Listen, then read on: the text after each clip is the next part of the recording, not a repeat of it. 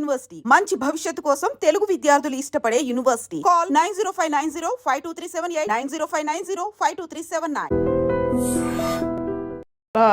చాలా పెద్ద విషయం, చాలా గొప్ప విషయం సార్. ఎందుకంటే మేము ఇండస్ట్రీ గురించి మామూలుగా వినేది మీరు ఇదే బేసిక్గా దట్ ఆ వాతావరణం హాయిగా ఫ్రీగా ఉంటుంది కాబట్టి రూల్స్ లేకుండా ప్రేమలో పడడం ఈజీ, ఎవరినైనా ఇష్టపడడం. అందులో మీ చుట్టూ ఉండేవాళ్ళు అందమైన హీరోయిన్లు అందరూ. సో అది మీరు చాలా ఫోకస్ చేసి మరీ ఇలా ఉండడం అన్నది చాలా పెద్ద విషయం సార్. మోస్ట్ మీతో పాటు నటించిన హీరోయిన్స్ అందరిలో మోస్ట్ గ్లామరస్ ఎవరని మీరు అనుకున్నారు సార్? గ్లామరస్ అంటే మీకు సరైన జోడి. గ్లామరస్ అంటే శ్రీదేవి అంత గ్లామర్ ఎవరికీ లేదండి. చాలా అందంగా ఉండేవారు కదా సార్. చాలా ఎక్సలెంట్గా ఉండేది. ఆ కళ్ళు, అసలు ఎక్స్ప్రెషన్, ఫేస్, మంచి పర్సనాలిటీ. నాకు ఈక్వల్గా ఉండేది హైట్. అమ్మాయి కూడా 5'7" 5'8" ఉండుంటుంది. నేను 5'8.5". అమ్మాయి కూడా దగ్గర దగ్గర 7.5 8 ఉండుంటుంది. Personality, behaviour, wonderful behaviour. ఎప్పుడు ఒక తప్పుగా మాట్లాడటం నాకు కానీ ఏదైనా చిలిపి పనులు చేయటం కానీ అట్లాంటిది ఏమి ఉండేది కాదు.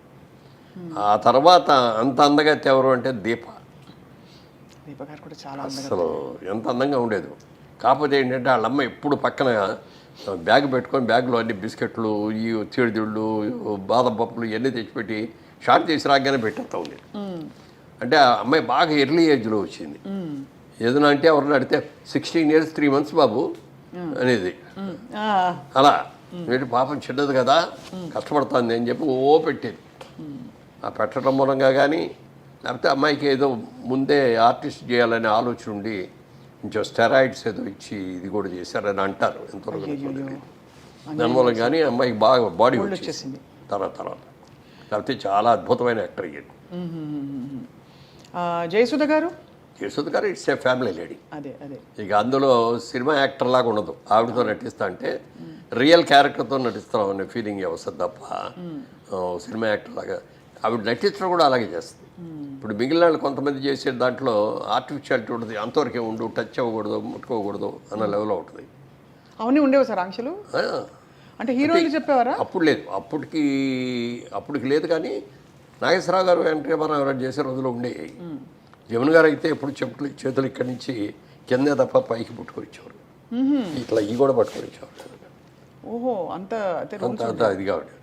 అది ఎన్ని లేకపోయినా కూడా ఎంతైనా కొంచెం దూరంగానే ఉండేవారు. ఇట్లా అప్పుడు ఈ ముద్దులు గిద్దులు ఈ గొడవలు ఏమీ లేవు కదా. అవునవునవును. ఎంతవరకు దగ్గర ఉన్నాలో అంతవరకే ఉండేవారు. ఆ క్లోజ్నెస్. ఈ అమ్మాయి వచ్చేటప్పటికంటే భార్య అంటే భార్యలాగానే ఉండేది. అంత ఇప్పుడు నేను చేసిన సినిమాల్లో కూడా హయ్యెస్ట్ సినిమాలు చేసింది ఆవిడతోటి. మా సినిమా ప్రొడక్షన్లో కూడా ఆవిడ చాలా సినిమాలు చేసింది. Very cooperative artist. అసలు మామూలుగా హీరోయిన్ లాగా ఓ దిద్దుకోవటాలు ఉండవు. సింపుల్గా మేకప్ వేసుకొని వచ్చేస్తుంది.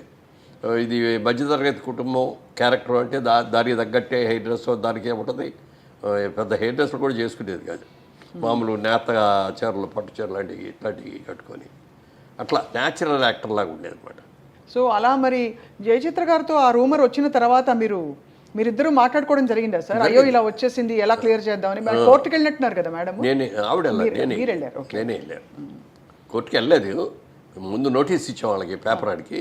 ఇవ్వగానే ఆడి పరిగెత్తుకు వచ్చేసి, సార్ మా వాడు ఎవడో తప్పుగా ఇచ్చాడు, సారీ అండి క్షమించండి అంటే అది విత్డ్రా చేసుకున్నారు. చేసుకున్న తర్వాత అది జరిగిన 1 నెల రోజులకి అప్పుడు అన్ని సినిమా అక్కడి నుంచి మెడ్రాస్ నుంచి వచ్చేవాళ్ళం కదా. మెడ్రాస్లోనే ఉంది ఇండస్ట్రీ.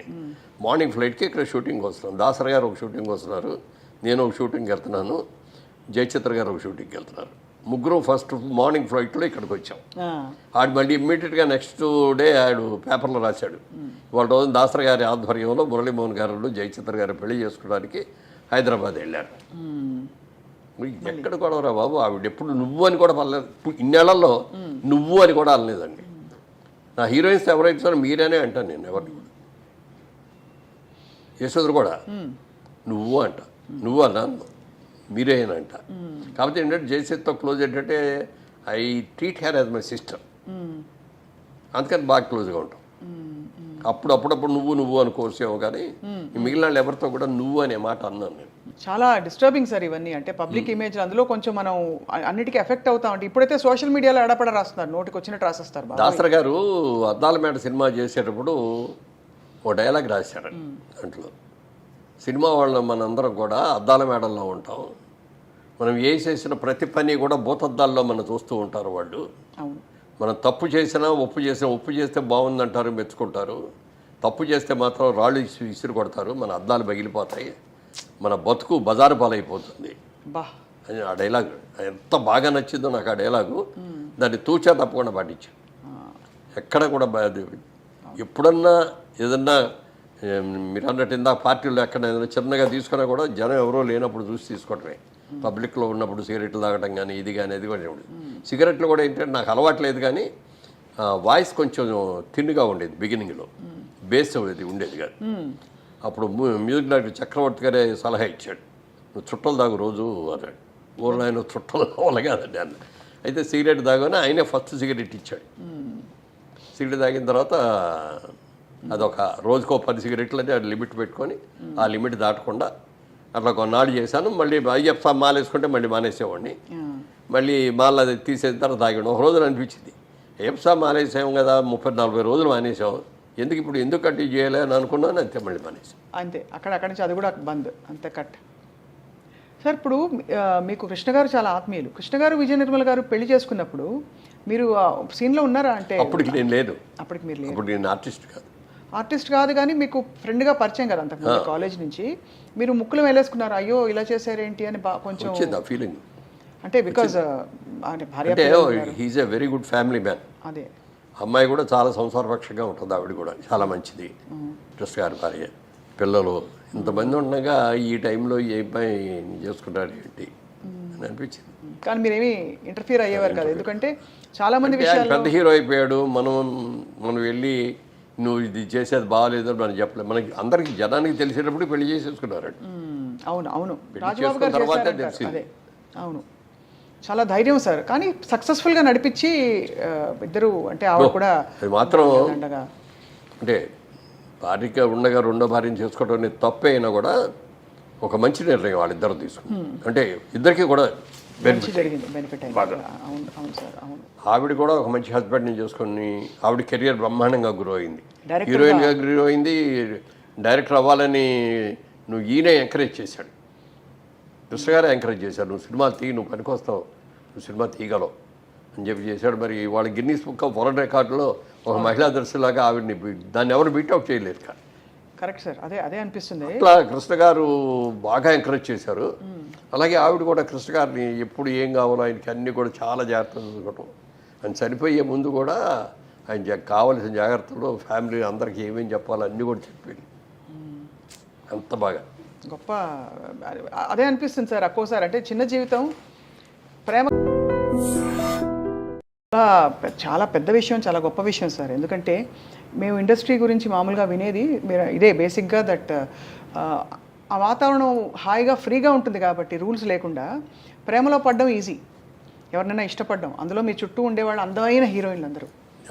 సో అది మీరు చాలా ఫోకస్ చేసి మరీ ఇలా ఉండడం అన్నది చాలా పెద్ద విషయం సార్. మీతో పాటు నటించిన హీరోయిన్స్ అందరిలో మోస్ట్ గ్లామరస్ ఎవరని మీరు అనుకున్నారు సార్? గ్లామరస్ అంటే మీకు సరైన జోడి. గ్లామరస్ అంటే శ్రీదేవి అంత గ్లామర్ ఎవరికే లేదండి. చాలా అందంగా ఉండేవారు కదా సార్, చాలా ఎక్సలెంట్గా ఉండేది. ఆ కళ్ళు, అసలు ఎక్స్ప్రెషన్, ఫేస్, మంచి పర్సనాలిటీ. నాకు ఈక్వల్గా ఉండేది హైట్.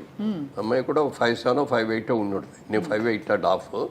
అమ్మాయి కూడా దగ్గర 7.5, 8 ఉండుంటుంది. Personality, behaviour, wonderful behaviour. ఎప్పుడు ఒక తప్పుగా మాట్లాడటం కానీ ఏదైనా చిలిపి పనులు చేయటం కానీ అట్లాంటిది ఏమి ఉండేది కాదు. ఆ తర్వాత అంత అందగా ఎవరు అంటే దీప గారు కూడా చాలా అసలు ఎంత అందంగా ఉండేది.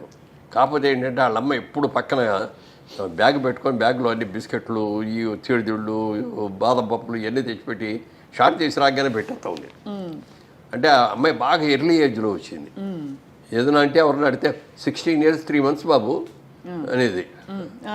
అలా ఏంటి పాపం చిన్నది కదా, కష్టపడుతుంది అని చెప్పి పెట్టేది. ఆ పెట్టడం మూలంగా కానీ, లేకపోతే అమ్మాయికి ఏదో ముందే ఆర్టిస్ట్ చేయాలనే ఆలోచన ఉండి కొంచెం స్టెరాయిడ్స్ ఏదో ఇచ్చి ఇది కూడా చేశారని అంటారు. ఎంతవరకు దాని మూలంగా కానీ అమ్మాయికి బాగా బాడీ వచ్చేసింది తర్వాత. లేకపోతే చాలా అద్భుతమైన యాక్టర్ అయ్యాడు. జయసుధ గారు యశోద గారు ఇట్స్ ఏ ఫ్యామిలీ లేడీ. అదే అదే ఇక అందులో సినిమా యాక్టర్ లాగా ఉండదు. ఆవిడతో నటిస్తా అంటే రియల్ క్యారెక్టర్తో నటిస్తాం అనే ఫీలింగ్ వస్తుంది తప్ప సినిమా యాక్టర్ లాగా ఆవిడ నటించడం కూడా అలాగే చేస్తుంది. ఇప్పుడు మిగిలిన వాళ్ళు కొంతమంది చేసే దాంట్లో ఆర్టిఫిషియాలిటీ ఉంటుంది, అంతవరకే ఉండు, టచ్ అవ్వకూడదు, ముట్టుకోకూడదు అన్న లెవెల్లో ఉంటుంది. అవన్నీ ఉండేవి సార్ ఆంక్షలు. అంటే హీరోయిన్లు చెప్పేవారా? అప్పుడు లేదు, అప్పటికి లేదు. కానీ నాగేశ్వరరావు గారు ఎన్టీ రామారావు గారు చేసే రోజులు ఉండేవి. జమున గారు అయితే ఎప్పుడు చేతులు ఇక్కడి నుంచి కిందే తప్ప పైకి పుట్టుకొచ్చేవారు, ఇట్లా ఈ కూడా పట్టుకొచ్చేవారు. ఓహో, అంత అంత ఇదిగా ఉండేవారు. అది ఎన్ని లేకపోయినా కూడా ఎంతైనా కొంచెం దూరంగానే ఉండేవారు. ఇట్లా అప్పుడు ఈ ముద్దులు గిద్దులు ఈ గొడవలు ఏమీ లేవు కదా. అవునవునవును. ఎంతవరకు దగ్గర ఉన్నాలో అంతవరకే ఉండేవారు. ఆ క్లోజ్ చేస్తారు. ఈ అమ్మాయి వచ్చేటప్పటికంటే భార్య అంటే భార్యలాగానే ఉండేది అంత. ఇప్పుడు నేను చేసిన సినిమాల్లో కూడా హయ్యెస్ట్ సినిమాలు చేసింది ఆవిడతోటి. మా సినిమా ప్రొడక్షన్లో కూడా ఆవిడ చాలా సినిమాలు చేసింది. Very cooperative artist. అసలు మామూలుగా హీరోయిన్ లాగా గిద్దుకోటాలు ఉండవు. సింపుల్గా మేకప్ వేసుకొని వచ్చేస్తుంది. ఇది మధ్యతరగతి కుటుంబం క్యారెక్టర్ అంటే దానికి తగ్గట్టే హెయిర్ డ్రెస్ దానికే ఉంటుంది. పెద్ద హెయిర్ డ్రెస్ కూడా చేసుకునేది కాదు. మామూలు నేత చీరలు, పట్టు చీరలు లాంటివి ఇట్లాంటివి కట్టుకొని అట్లా న్యాచురల్ యాక్టర్ లాగా ఉండేది అనమాట. సో అలా మరి జయచిత్ర గారితో ఆ రూమర్ వచ్చిన తర్వాత మీరిద్దరూ మాట్లాడుకోవడం జరిగిందా సార్? అయ్యో ఇలా వచ్చేసింది, ఎలా క్లియర్ చేద్దామని. కోర్టుకి వెళ్ళినట్టున్నారు కదా మేడం? నేనే వెళ్ళాను. కోర్టుకి వెళ్ళలేదు. ముందు నోటీస్ ఇచ్చాం వాళ్ళకి, పేపర్ ఆడికి. ఇవ్వగానే ఆడి పరిగెత్తుకు వచ్చేసి, సార్ మా వాడు ఎవడో తప్పుగా ఇచ్చాడు, సారీ అండి క్షమించండి అంటే అది విత్డ్రా చేసుకున్నారు. చేసుకున్న తర్వాత అది జరిగిన నెల రోజులకి అప్పుడు అన్ని సినిమా అక్కడి నుంచి మెడ్రాస్ నుంచి వచ్చేవాళ్ళం కదా, మెడ్రాస్లోనే ఉంది ఇండస్ట్రీ. మార్నింగ్ ఫ్లైట్కి ఇక్కడ షూటింగ్ వస్తున్నాం. దాసరి గారు ఒక షూటింగ్ వస్తున్నారు, నేను ఒక షూటింగ్కి వెళ్తున్నాను, జయచిత్ర గారు ఒక షూటింగ్కి వెళ్తున్నారు. ముగ్గురు ఫస్ట్ మార్నింగ్ ఫ్లైట్లో ఇక్కడికి వచ్చాం. ఆడు మళ్ళీ ఇమ్మీడియట్గా నెక్స్ట్ డే ఆడు పేపర్లో రాశాడు, వాళ్ళ రోజు దాసరి గారి ఆధ్వర్యంలో మురళీమోహన్ గారు జయచిత్ర గారు పెళ్లి చేసుకోవడానికి హైదరాబాద్ వెళ్ళారు. ఎక్కడ కూడా రా బాబు, ఆవిడ ఎప్పుడు నువ్వు అని కూడా పర్లేదు. ఇన్నేళ్లలో నువ్వు అని కూడా అనలేదండి. నా హీరోయిన్స్ ఎవరైతే మీరేనే అంటాను నేను, ఎవరిని కూడా. యశోదరు కూడా నువ్వు అంట, నువ్వు అన్నాను, మీరేనంట. కాబట్టి ఏంటంటే జయసేత్తో క్లోజ్ ఏంటంటే I treat her as my sister, అందుకని బాగా క్లోజ్గా ఉంటాం. అప్పుడప్పుడు నువ్వు అనుకోవచ్చేమో, కానీ మిగిలిన వాళ్ళు ఎవరితో కూడా నువ్వు అనే మాట అన్నాను నేను. చాలా డిస్టర్బింగ్ సార్ ఇవన్నీ. అంటే పబ్లిక్ ఇమేజ్ అందులో కొంచెం మనం అన్నిటికీ ఎఫెక్ట్ అవుతాం. అంటే ఇప్పుడైతే సోషల్ మీడియాలో ఎడపడ రాస్తున్నారు, నోటికి వచ్చినట్టు రాసేస్తారు. దాసరి గారు అద్దాల మేడ సినిమా చేసేటప్పుడు ఓ డైలాగ్ రాశారు దాంట్లో, సినిమా వాళ్ళ మనందరం కూడా అద్దాల మేడల్లో ఉంటాం, మనం ఏ చేసిన ప్రతి పని కూడా భూతద్దాల్లో మనం చూస్తూ ఉంటారు వాళ్ళు. మనం తప్పు చేసినా ఒప్పు చేస్తే బాగుందంటారు, మెచ్చుకుంటారు.